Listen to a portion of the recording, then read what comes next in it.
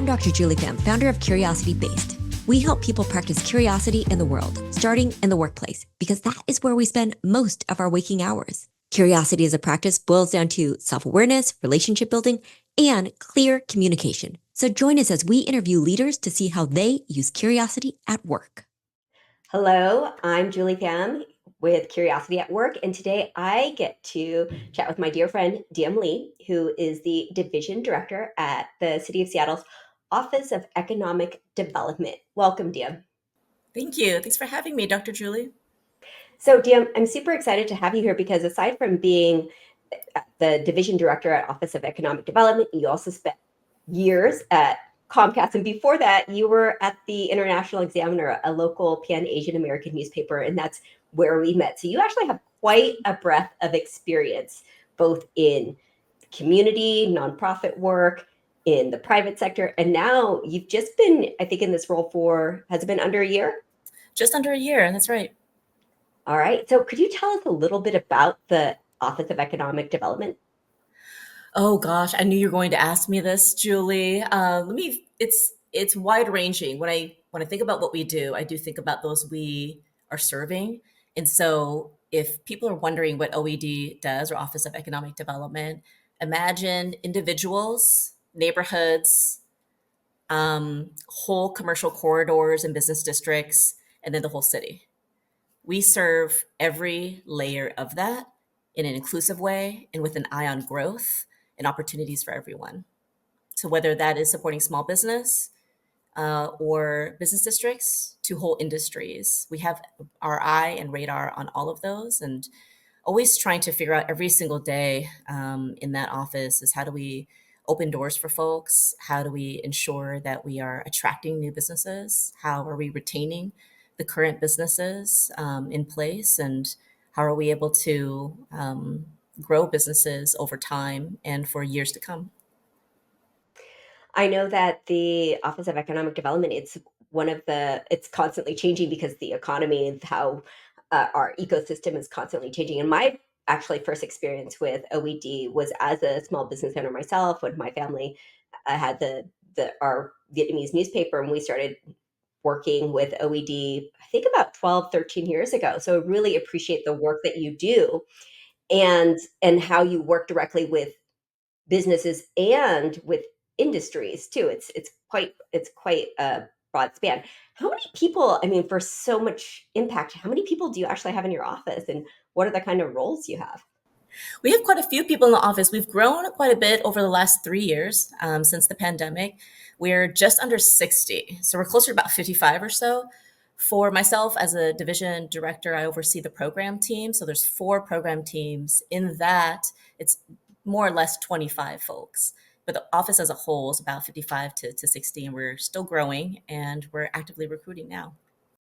And you are also, it's hybrid too, right? People are able to work remotely, but I also believe that the mayor also mandated more time in the office as well. Yeah, for some time now, we've been at 2 days minimum in person in the office. And starting January, it'll go to 3 days a week in person minimum. Mhm. Mhm. So, Dim, we often talk about practicing curiosity, the virtues of practicing curiosity, and yet sometimes it can be really, really hard. Can Yes. you share with us an example of when you have found it difficult to practice curiosity at work? It's tough, it's what you mentioned a little bit earlier about my professional history, working at a nonprofit in the APA community to the private sector at a telecom company to now being at the city. It is distinctly different, and I would say in each of those phases of my professional life. At the city, it can be difficult because there's so many stakeholders. When I was at a in the private sector at the telecom company, you knew what you were trying to achieve. It was very, very clear who your stakeholders were and what your mission was. So you go out, you have a plan, and you execute to it. At the city, you are a public servant, and public is the key word. So you serve everyone. So how do you, if you have a smaller department, limited capacity, you have a specific budget to work to, everyone is knocking on your door and everyone needs you to see them and to address their issues. How do you make choices? And so in practicing curiosity, it feels like a luxury. sometimes because everyone needs you and every single person is valid and important. But if you are looking at your budget, the time and the talent you have on the team, you have to make choices. You have to prioritize. And that means not everyone is going to get exactly the answer that they want or have been asking for. So, in practicing curiosity, a lot of it is in making decisions. It's, are we asking the right questions of ourselves? Are we addressing this the right way? Who are we not? Whether it's a population, a business district, a whole neighborhood, a series of neighborhoods, in terms of the information and relationships that we should have there, what information are we missing, let alone having the curiosity to go out there and ask the right questions. So curiosity to us is, it's a tool that can be kind of rusty sometimes. It's something you have to kind of continue to sharpen, and constantly ask what you don't know. And I think during the pandemic, the team was on emergency mode. I really can't blame them. Such a tough time that they had to prioritize to very, very few things and execute to that. And now we're emerging from it, and we're kind of, it's almost like kind of emerging from above ground. And you're thinking, okay, so I think the dust has settled. Okay, so now what do we do? Where did all the neighborhoods, the business districts, business owners, industries, workers, where are they all at now? And how do we allocate our time and resources? Well, where would we be really successful? What do they need from us? And so asking ourselves those questions again and practicing curiosity in a fresh new way, but with the same people who have had a tough experience in the pandemic and emerging from it, has been a unique challenge. And I think we're getting closer and closer every single day. But curiosity has been tough. It's been tough to think about that, have the time for it, and have discipline around it. There's so many more stakeholders and so many more folks in the public that we're responsible for. So we're always wondering and challenging ourselves is, are we missing a point of view here? Are we missing a stakeholder here? Are we missing a major issue here or information and intel that we need to be, soliciting and synthesizing so that we're making really good decisions? If we're only looking at one stakeholder, that one relationship that you've had, and you've really kind of embraced each other, especially in times of crisis and emergency like the pandemic, it's hard to kind of release yourself from that hug and that embrace to kind of look around because you still need each other. And so that's kind of where we're at right now, is trying to kind of like release the embrace and kind of look around to see who else is impacted by this and who else we need to be including, I suppose, like at the table, for lack of a better way to describe it, to make solid decisions moving forward.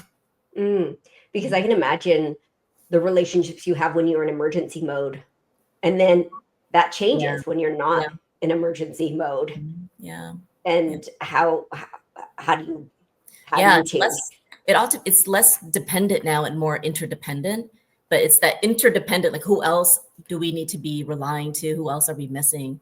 Um, to make really strategic decisions about kind of the future of Seattle, now that we're kind of in a different phase. Mm. Mhm. And I also know that because you are also new to government work, there's Mhm. just so many more stakeholders than you've ever actually experienced, right? In Yes, your compared to your previous roles. that's very true. Learned that, and I'm still learning that every day. Uh, it's it's as if you had an open invitation to like a house party and you invited the entire city. It's what it kind of feels like. It's there's so many people that are knocking on your door and asking for assistance, and that's why it's really incumbent on the team at OED to know exactly what we're trying to achieve at any point in time.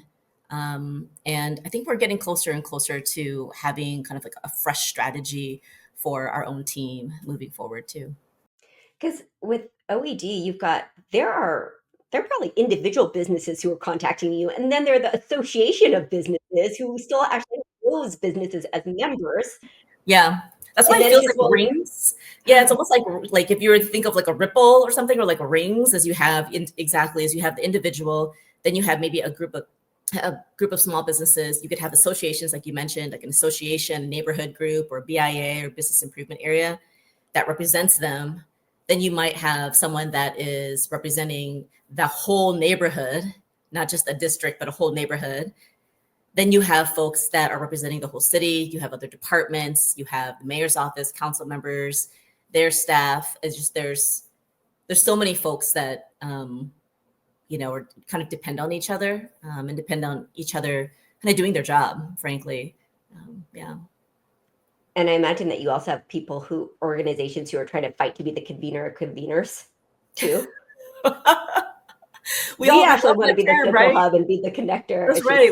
just, We all, yes, yes, people do like to be the convener, and it's nothing wrong with being a convener as long as you know specifically what you're trying to be convener of and to what end.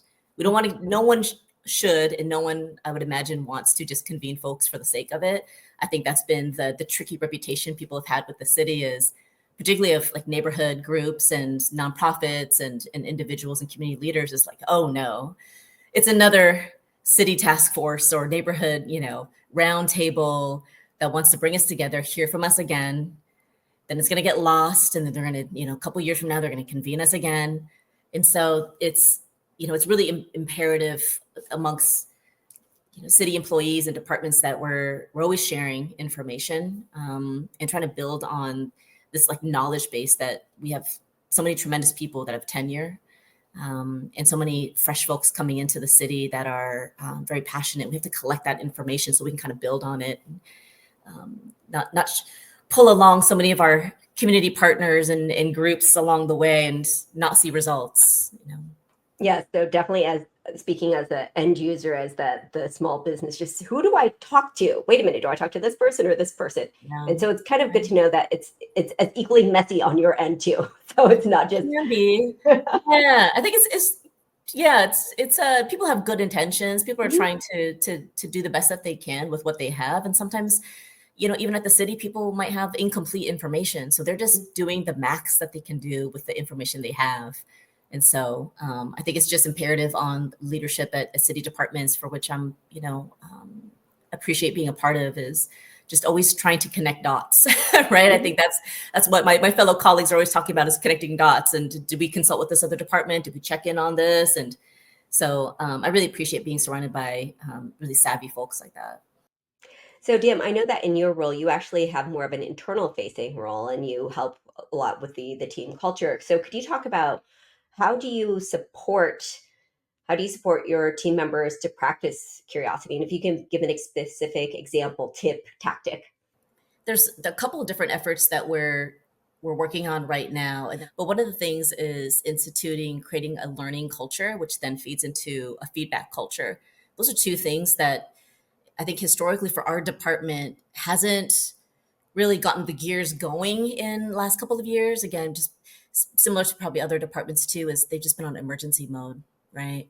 So now that we've kind of emerged from that, it's like, how do we invest back into the department, back into the team?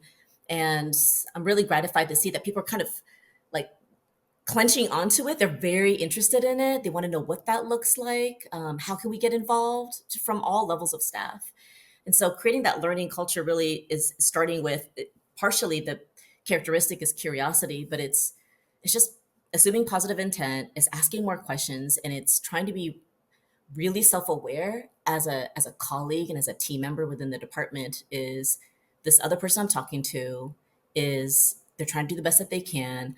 I'm unclear about something, or I'm feeling a certain way about something. Let me take a beat. Let me be aware of kind of like how I'm feeling and how I'm interpreting this. Know that that person is not able to read my mind. How do I show up really well?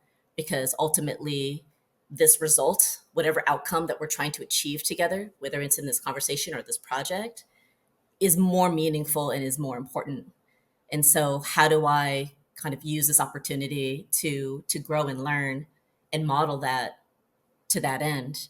So, trying to normalize a learning culture, make it psychologically safe for people to feel like they're, drop the ball a little bit and it's going to be okay. And we'll pick that ball back up, and you're not going to be alone in having to pick that up, right? Someone's going to support you, and like, let's do it even better next time, right? Feedback has been the other one where I think that is practicing curiosity in real time, in the everyday. We're trying to really encourage people managers to be super attentive and responsive when you see something happening, whether you're seeing a team member kind of falter a little bit, we get stressed out, some didn't show up as well, is lean in with them, provide them that support and that feedback as soon as possible.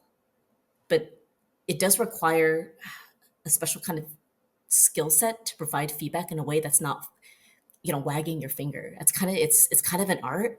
But if people come from a place of learning, like this is, we're learning together. I'm learning as the people manager. You're learning in this moment as well. If people come from that, it comes across a little bit more humble and a little bit more present, and people seem to be much more responsive to that. You make it safe for someone that this is kind of in the container. What we're talking about right now is confidential. It's just between us. We're just going to keep growing together. Whenever I've done that and I've seen it being done in the office, I find people kind of flourish. Like I can see it happening in real time. People flourish and you can almost see like a weight lifted from them. But I find in real time, it's asking the questions in the moment that you're providing feedback or coaching for someone privately has been pretty tremendous. Um, for me, I'm still practicing the curiosity, especially in the city department. I assume there's so much for me to learn. I'm already on. I'm already assuming it's going to take me probably several more months to, who knows, even even another year to really hone in on how I act on and build a new set of skills around curiosity in this seat. It's a very different seat than in my previous seat. I'm responsible for a lot more people. I have to check my biases and my assumptions a lot. I have to be really conscientious of when I ask questions out of curiosity, how that can show up and be received by someone else who has never had a person who is one layer to two layers above them, kind of in quotes, right? And so I have to be super mindful of when and how I practice curiosity now. I have to be really aware of the power dynamics of that, the tone, um, whether it's in person or virtual. And so there's so much to do. There's so much to work out across four teams, a lot of people, a lot of approaches that it's probably every 30 minutes to an hour, there's like a moment of like, how do I practice curiosity in this moment?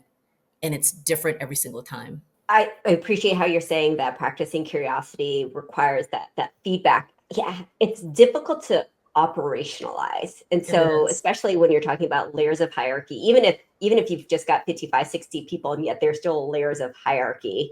And Mhm. I also imagine with things changing so much, sometimes people hesitate to give feedback because you're just, should I be giving feedback on something I don't know as much? As maybe it's I'm not it people sometimes hesitate, "Oh, well, it's not my place. It's not my expertise." Yeah, feedback sounds so different coming from different people and depending on what their relationship is like, especially if you're starting to give feedback where you haven't before and that person has not really received feedback in their professional life. Uh, so I think the key is, in terms of how to operationalize it, is consistency. So I think it's really important that fellow managers, we call them M team, so it's the management team at OED, that we're all consistent on how we want to approach it, how we define feedback, um, how we define performance, right? Um, how we identify gaps in the performance, right? Who is performing to their job really great, who is not performing as well, and why, right? So that way we're not making it too subjective, but instead it's based on maybe the classifications for that role. Maybe this person is not performing not because it's about them per se, but it's because for their position they're responsible for certain things, and maybe they haven't had a chance to flex those skills yet. So maybe that's like a coaching opportunity, and that's a maybe a performance thing. Um, so having that consistency in terms of how we define gaps in performance, how we define good performance, and even the cadence in which we provide feedback. Because if some folks never provide any feedback, and all of a sudden we wait until we have the performance reviews, like at the end of the year, we would never want anyone to be caught off guard. There should be no surprises, right? So having a cadence of how you provide feedback is really important. Otherwise, different groups of team members that have one manager, they're going to have different experiences. What we're trying to reduce is too much of variance across feedback and learning and expectations and assessing performance. That could blow up in a bad way if you're not consistent across the board, because teams, they could talk with each other and say, hey, I got really strong feedback the other day, and someone else is like, I haven't gotten feedback all year. I'm not saying that that's the case really with OED. I think we're pretty good about providing that, but I think that's very important. So what I'm hearing you say is just having consistency across your M team, across that leadership team about how to give feedback. And then in terms of the expertise, that's still given by the manager. And so it's still in those verticals. So you don't have to worry so much about giving feedback to people who are about something that's outside their expertise, as long as there's consistency Hmm. across the different departments Yeah. then. Mhm. Yeah. Yeah. Absolutely.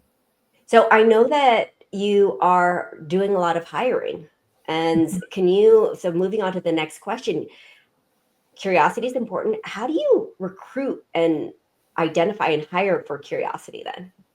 Oh, I love the recruitment process, Julie, because you get fresh folks joining the team. So your question is, how do we practice curiosity in the recruitment process? Yeah, how do you identify?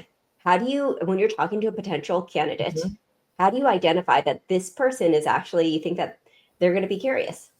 I was actually just having this conversation with our human resources team. Is the I always want to save time at the end of every interview for Q&A from the applicant. At least 30% of the time should be the applicant talking about like what's meaningful to them, what they're curious about in the workplace. It tells you a lot about their approach, what matters to them, what they're prioritizing in a workplace. I've heard the gamut, even in the last 2 weeks, been in a lot of different interviews for different positions on all four teams. And I've heard folks ask a lot about workplace culture. What's it like? What's the team like? What's their personalities like? That tells you what is the most meaningful thing to that person. Um, if they ask quite a bit about the budget, which I just got that recently, I was caught off guard. I was surprised by that. They ask a lot about budget and the decisions that OED had to make in this recent budget cycle that was just passed last week. And how did you all make decisions? Curious, how did you make decisions about what to cut, what not to cut, what to preserve, what to prioritize? How did you make those decisions? And then other people ask about uh, programs and how we approach partnerships to implement those programs. What's our definition of partnership? What looks like a good partnership? What doesn't? And so that tells you quite a bit about how a person uh, will probably approach the job. I'm very curious about uh, sincere curiosity, because sometimes people will ask questions where they may generally already know the answer. It's kind of like a leading question. I ask leading questions all the time, and so I can identify that when other people do it in an interview. I'm really looking for people who sincerely have a level of self awareness that they express it as like, I really don't know. I am truly curious about A, B, and C. How do you all make decisions? How do you select the right people and projects? How do you orchestrate all of that? And how do you know when you're successful? Like, how do you know as a city department you did what the public is asking of you? I'm so thrilled when people ask those kinds of questions, when they sincerely don't know and they're very curious about the engine behind the scenes. Always looking for that. Hopefully that answers your Yeah, question. and I think it also signals this kind of, I can imagine a certain boldness too of, oh, they really want to get in there. Because Yeah, sometimes in interviews, it's just, I want you to like me. I want you to like me. So I'm not going to yeah. ask the hard questions. And yet, if you have some candidates who are asking some pretty hard questions, that Hmm. also Yeah, indicates their boldness yeah, in being curious yeah, too. yeah. Mhm. Put it back on us. Yeah, Yeah. I like it. So, Diem, last question for you is what inspires curiosity in your own life? What's a Uh, resource you turn to? What's something that just sparks curiosity in you? I don't necessarily turn to it, but it's prevalent in my life, and I so deeply appreciate it. It's my family has so many different political affiliations, and reasons for their affiliations that, and this is like my loved ones in my life as well, that it because you already love these people, because they're family or significant others, because you already love them, that's already the baseline. And so that makes it a little bit easier. But when they have such different perspectives on how they view the world, why the world should be a certain way, and their unique experiences that led to that, I so deeply appreciate those, because it's especially for this role, when you're supporting so many other people of so many different backgrounds and motivations, that it always reminds me of that our our perspective and biases don't always have to be a bad thing. It's what kind of propels us and drives us, but it's also something that we have to be so mindful of and check. And that's something I really value in being able to do for myself, which sometimes I'm successful at, some a lot of times I'm not.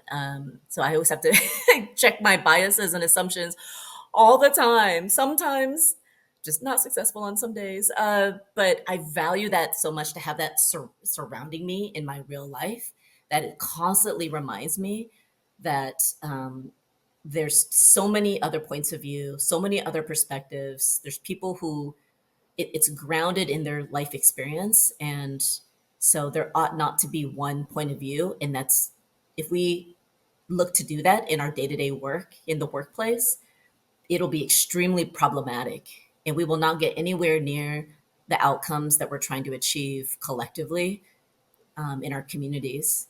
If we only look at one stakeholdership, one point of view, in one approach, we are going to get ourselves in a lot of trouble. And so, how do we keep ourselves open minded and remember why we're trying to do so much of this work? So it's my family, and that's why I'm looking forward to the holidays when we get together more regularly, to remind me of that. Dim, I love that answer because it just grounds us in. We don't have to go far to practice curiosity. We can actually turn to our loved ones. And I actually like to think about the difference between perspectives and approaches, because your family, I mean, we're both Vietnamese refugees, and here's this one perspective, and yet there's so many different ways to approach the world from that shared perspective too. And so that I can imagine how that really helps you in your work as well. If you can do it at home, then you can do it at work. That's So right. That's right. I would put you in that group as well, Julie. You've helped me check many of my biases and assumptions on all sorts of matters as well. So it's always great to have a friend that you trust and that can, like, cares about you, and cares about you being successful in your personal life and professional life, and just ask you hard questions to think about, you know. yes, because I hate the idea of us reducing one another to. I mean, you talked about politics, Yeah. who we voted for. Just there were so many more things than that. Yeah, that's right. Yeah. So Diem, how do people get in touch with you? So people can find me on LinkedIn and ask for a connection or drop me a line, and happy to respond. Diem, thank you so much for sharing your insights about how you practice curiosity in at the Office of Economic Development, and also just sharing, reflecting on those other career paths you had as well. And listeners, thank you. And remember to practice curiosity at work. Awesome. Thank you. Appreciate it.